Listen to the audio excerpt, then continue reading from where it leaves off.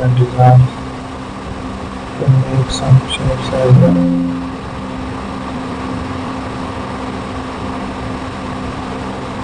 So we have made another shape we will use there. Let's find the design here.